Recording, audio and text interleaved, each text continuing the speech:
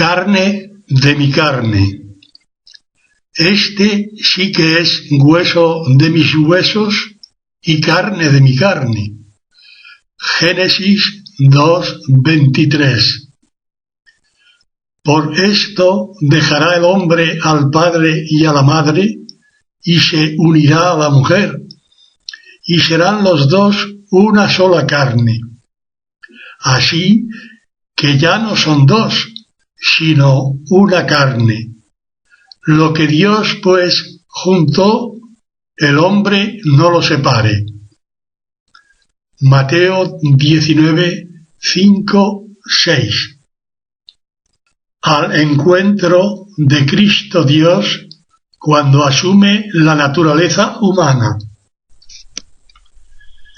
El comienzo de la plenitud de los tiempos se manifiesta con la aparición de un ángel, Gabriel, que baja del cielo y se presenta a una joven judía, recién casada, que vive en una aldea de Israel llamada Nazaret. Corría el año 748 de Roma. El ángel interpeló a esta bellísima doncella llamada María con estas palabras: Dios te salve, llena de gracia, el Señor es contigo, bendita tú entre las mujeres. Lucas 1:28. A la joven le turban estas palabras. No comprende el significado de las mismas aplicadas a su humilde persona. ¿Qué quiere decir el ángel? Gabriel continúa con su mensaje. No temas, María, pues hallaste gracia a los ojos de Dios. He aquí que concebirás en tu seno y darás a luz un hijo, a quien darás por nombre Jesús. Este será grande y será llamado Hijo del Altísimo, y le dará el Señor Dios el trono de David, su padre, y reinará sobre la casa de Jacob eternamente, y su reinado no tendrá fin.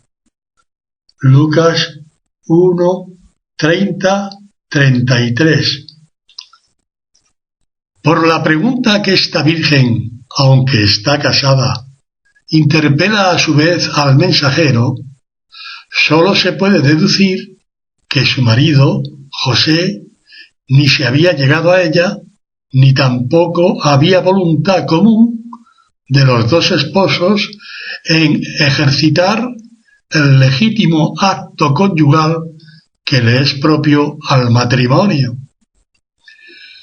El Evangelio no lo explica mucho más, pero la lectora o el lector que me lee tampoco se interesa por mayor investigación sobre esta soberana determinación de unos esposos que pretenden guardar su virginidad en virtud de alguna sagrada promesa que, previa a sus esponsales, permaneció intacta y cumplida incluso después de casados.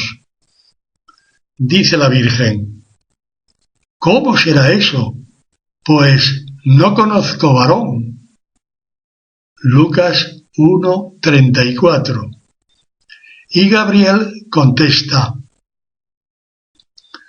el Espíritu Santo descenderá sobre ti, y el poder del Altísimo te cobijará con su sombra, por lo cual también lo que nacerá será llamado Santo, Hijo de Dios.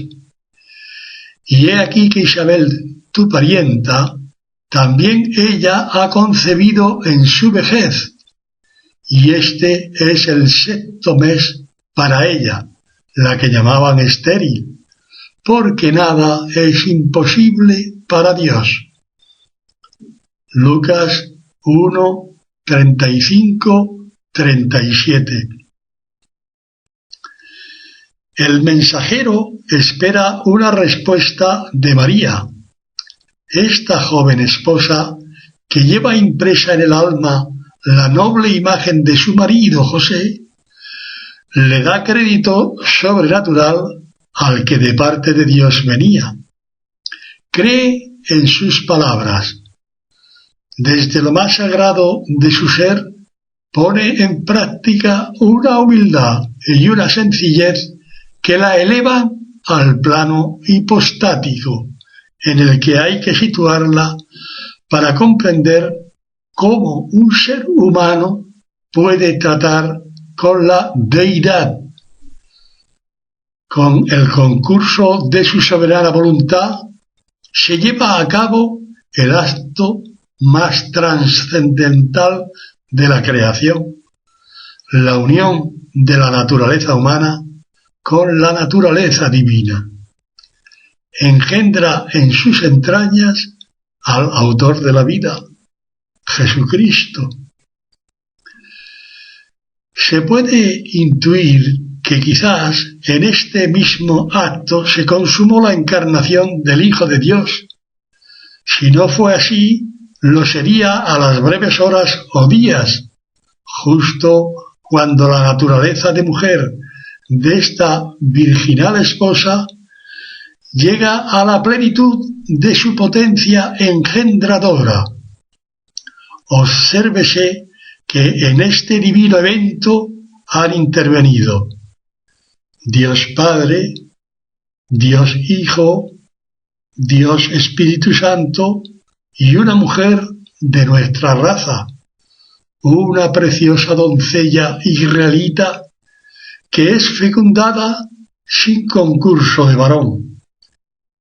La Santísima Trinidad queda manifiesta en este comenzar la plenitud de los tiempos.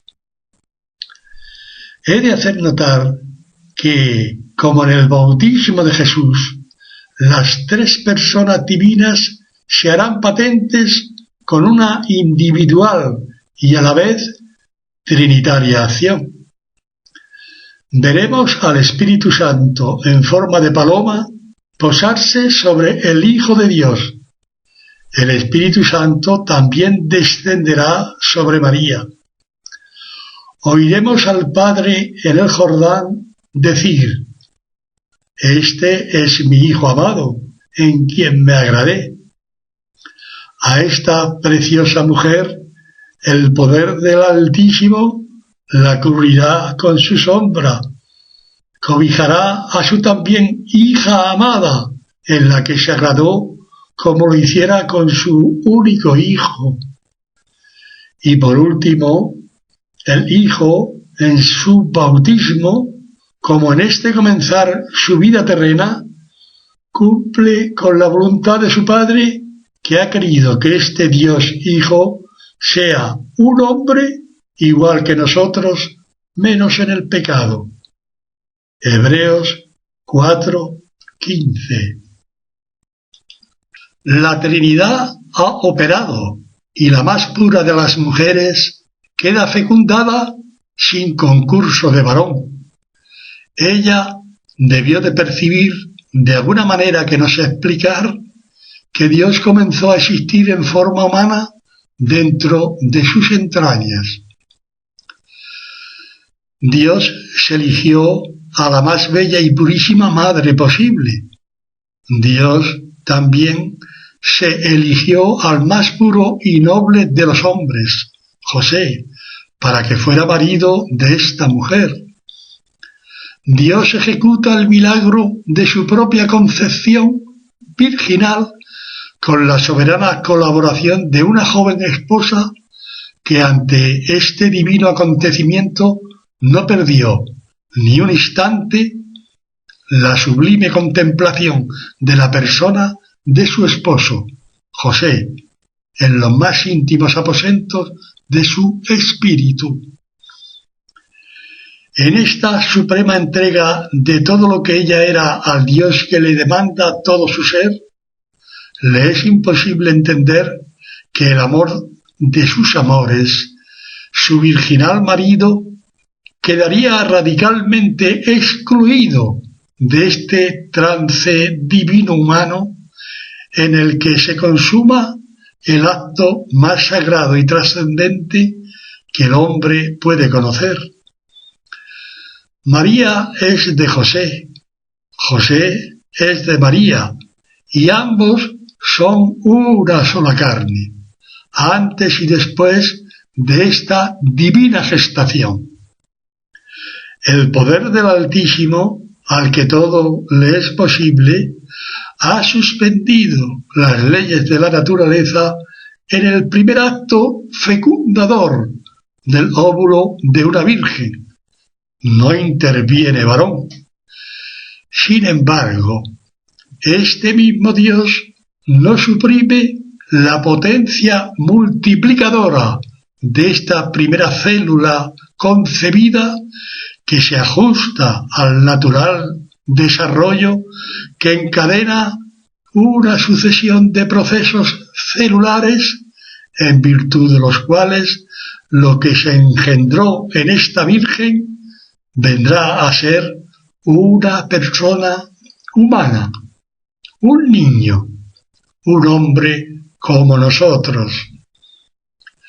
Ahora toca contemplar la secuencia gráfica que se nos muestra a continuación para comprender, según la ciencia y técnica de hoy, cómo se desarrolla el genoma humano, que contiene el ADN de dos progenitores, de un hombre y de una mujer. Durante las siguientes 12 horas a la concepción, el óvulo fecundado permanece como una célula individual. Esta primera célula es una combinación única de material genético, aportado por un padre y una madre, que da lugar a una nueva célula humana.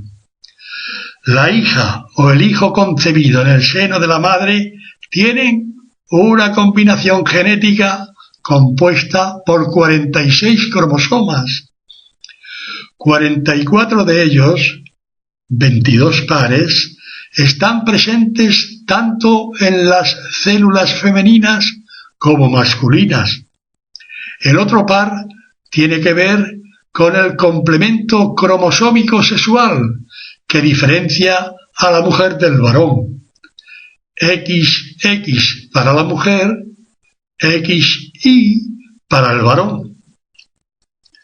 Luego de unas 30 horas, se divide para formar 2 células y 15 horas más tarde, las 2 células se dividen y forman 4. Al final del tercer día, el óvulo fecundado se ha convertido en una estructura parecida a una valla, que tiene ya 16 células. Esta estructura se conoce como mórula, que es la forma latina de mora. Las células continúan dividiéndose durante los 8 o 9 días después de la concepción, hasta formar un blastocisto. Aunque es apenas del tamaño de la cabeza de un alfiler, el blastocisto contiene cientos de células. El blastocisto es entonces transportado lentamente por una especie de pelos diminutos, llamados cilios, en la trompa de Falopio, hacia el útero materno. En este importantísimo proceso deberá adherirse al revestimiento uterino, de donde podrá obtener los nutrientes de la sangre de la madre. En las primeras semanas todavía no se aprecian rasgos humanos, pero lo que no cabe la menor duda es que ahí hay un incipiente niño, inmerso en su propio desarrollo, asistido por la carne y la sangre de una madre que está compartiendo con el hijo su salud y su vida. A las 24 semanas ya abre y cierra los ojos, saca la lengua e incluso puede hipar. En las últimas semanas, el feto ya se chupa el dedo, incluso sueña.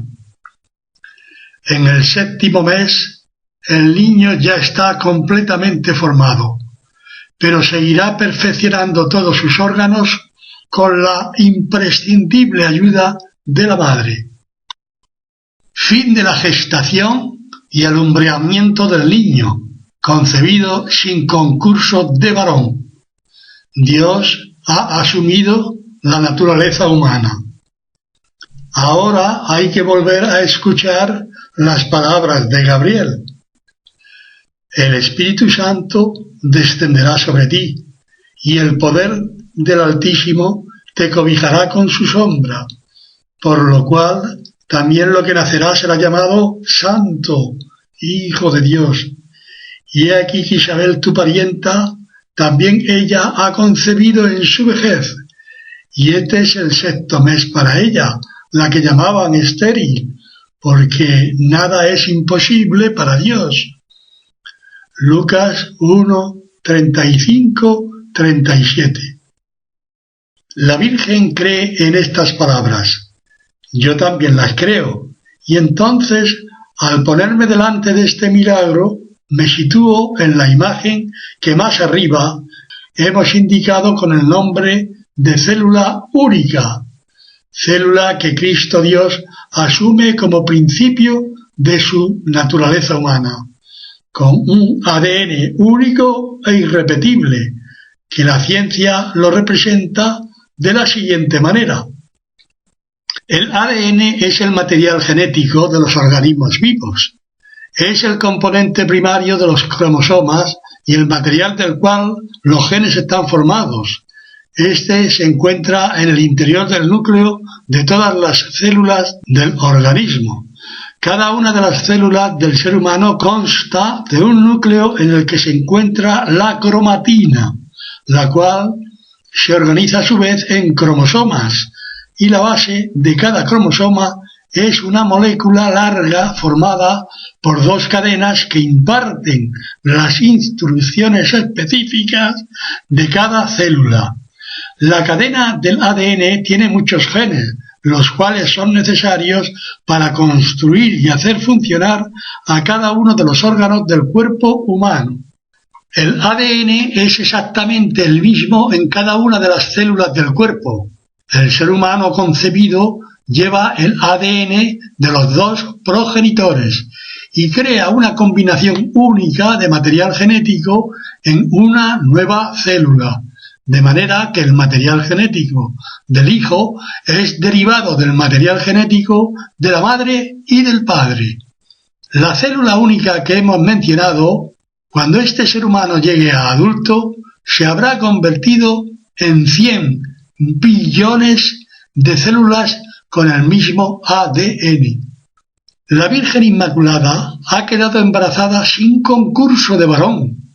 Cuando ella pronuncia las palabras «He aquí la esclava del Señor, hágase en mí según tu palabra», el poder del Altísimo la cobija, la cubre con su sombra y por este acto divino y sobrenatural viene a ser en las entrañas de esta bellísima joven israelita la primera célula humana del Hijo de Dios, el Verbo divino que en este acto asume la misma naturaleza de nuestra raza. Jesucristo, siendo Dios, comienza su andadura humana. La vida de Jesús es hacer la voluntad del Padre. Hacerse hombre es corresponder al infinito amor de su Padre, y entonces esta segunda persona divina de la Trinidad, sin dejar de ser Dios, comienza a ser hombre, tal cual como comenzamos los hombres a serlo, así como lo hemos visto anteriormente. Jesús es igual en todo a nosotros menos en el pecado. Hebreos 4:15. Dice Gabriel: porque nada es imposible para Dios. No puedo dejar de tener estas palabras presentes porque en ellas fundamento el razonamiento de lo que a continuación voy a redactar, dejando constancia de que se trata de una materia opinable. Tengo delante de mis ya gastados ojos la primera célula de Cristo, hombre y Dios. Es una célula humana que la ciencia biológica ha estudiado tan pormenorizadamente como para asegurarme que su núcleo vital está formado por una combinación genética compuesta de 46 cromosomas. 23 de estos cromosomas los ha aportado la madre que ha engendrado, es decir, la Virgen María. Los otros 23 son la consecuencia de un acto sobrenatural, celeste, divino, un milagro, porque, como dice palmariamente el texto sagrado, no ha habido intervención de varón. La fe, la razón, el sentido común y la piedad que me asisten me aseguran la suprema verdad que se deduce del párrafo anterior. Doy por hecho que esto ha sido así.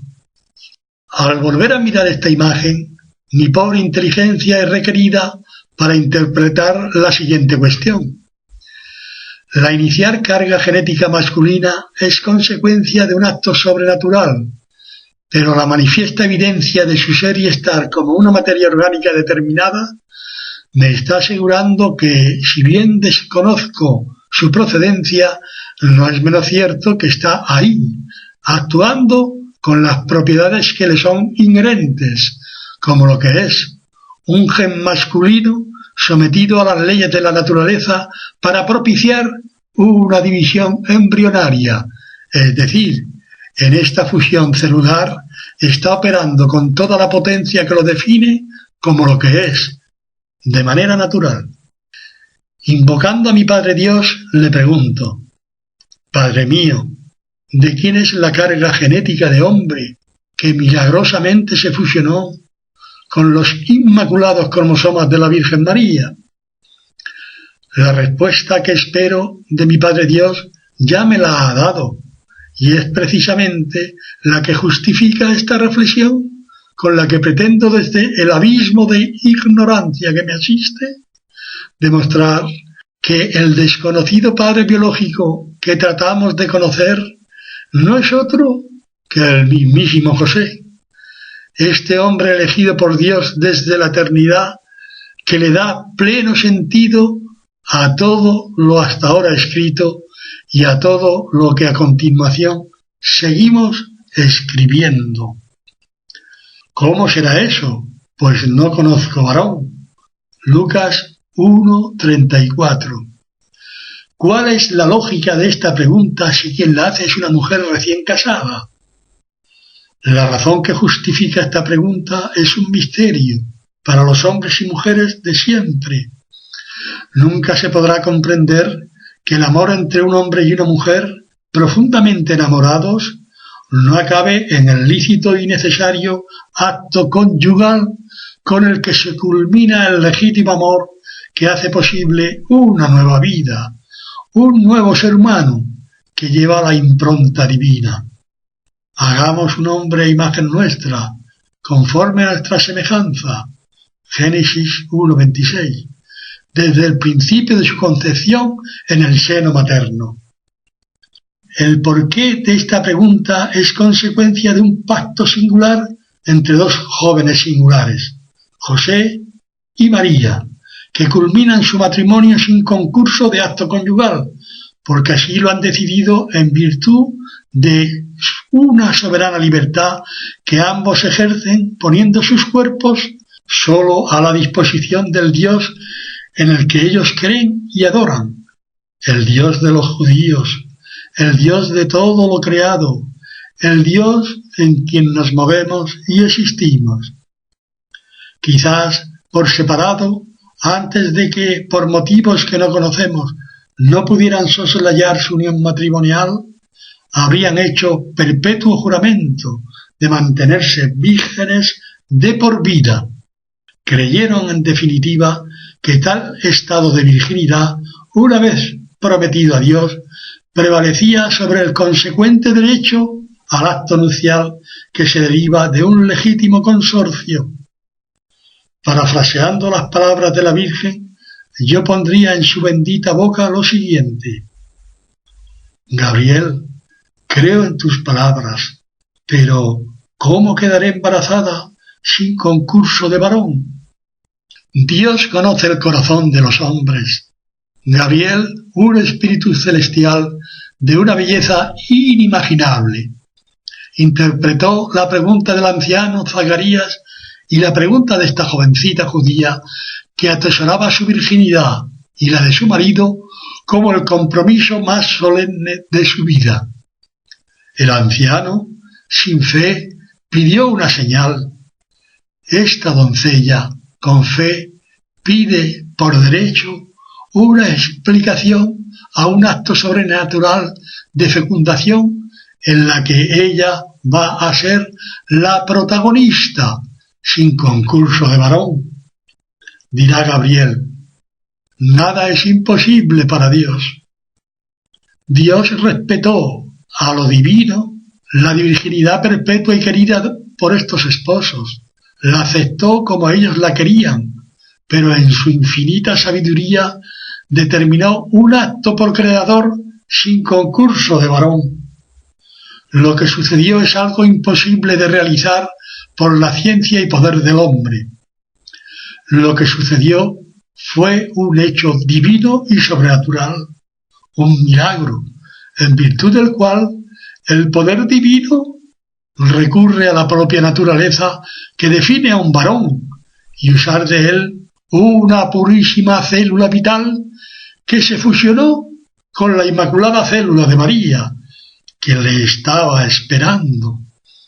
No hubo contacto físico entre María y José, pero la Virgen quedó embarazada, porque así ella lo quiso, porque Dios lo quiso, porque nada es imposible para Dios. Ya toca terminar con esta reflexión, y mi mayor deseo es transmitir el convencimiento de una verdad que hasta ahora permanecía poco iluminada a la mente del creyente. El poder del Altísimo originó la primera célula embrionaria en las entrañas inmaculadas de María, pero la incipiente carga genética que correspondía al imprescindible varón fue, con toda seguridad, de José, mi maestro y señor, un hombre de predilección divina, cuya dignidad y santidad es incomparable con la de ningún otro ser creado. José nunca se llegó a María y, sin embargo, la amaba con el amor más sublime y perfecto que se puede dar en un corazón de hombre.